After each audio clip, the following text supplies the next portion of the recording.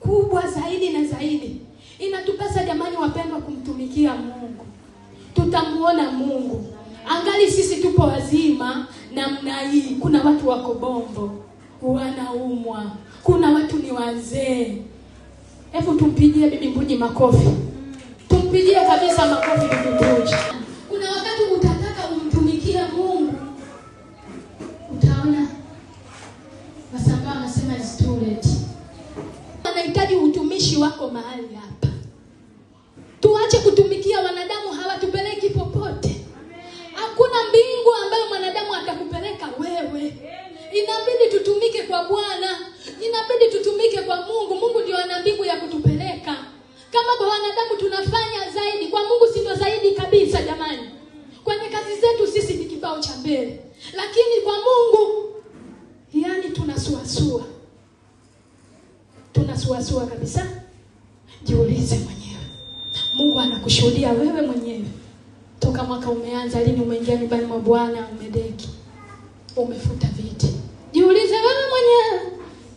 Toka mwaka huu umeanza, ni nani ameenda kwa nyumba ya mtumishi wa Mungu kupeleka hata sukari kilo moja? Jiulize wewe mwenyewe. Yamkini hapo Mungu anasema na wewe lakini tunakuwa wakaidi.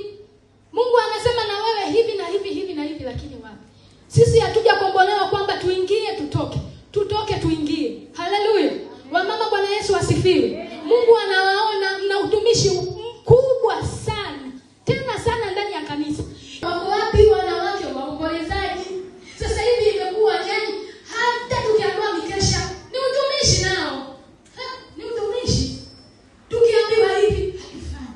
Tunaimizwa. Mimi Mungu amenibamanisha kwenye 18. Maana wao wasema wewe mwenyewe dada upo. Mimi niko kule mbugani. Nitaenda hata kwa mchungaji Musa Jumanne. Julikani sura iko wapi, miguu iko wapi? Nimemweka sawa, lakini anaingia, anatoka, anaingia. Alafu nzuri zaidi Roho Mtakatifu anaongea naye, anakuwa mkaidi. Hivi kweli tutamwona Bwana kwa namna hiyo? Ndugu zangu, ninawaambia asubuhi leo tumtumikie Mungu. Mungu anataka tumtumikie mahali hapa. Nakwambia Mungu hata tuacha TNG Sahare, tutamwona Bwana viwango vya juu mahali hapa. Mungu anaongea na wewe ambaye alikuongelesha. Kila mtu hapa kaokolewa, kuna kitu. Hujaokolewa bure tu. Mungu hajakutoa huko kwenye mambo mengi bure tu. Kuna kitu Mungu amekupa juu yako kwa ajili ya kumtumikia yeye. Wakati ni sasa. Fanya. Maana kuna wakati unakuja utataka kufanya, utashindwa. Utashindwa kabisa. Hebu vuta picha. Ukiwa kitandani, kuna kitu unaweza?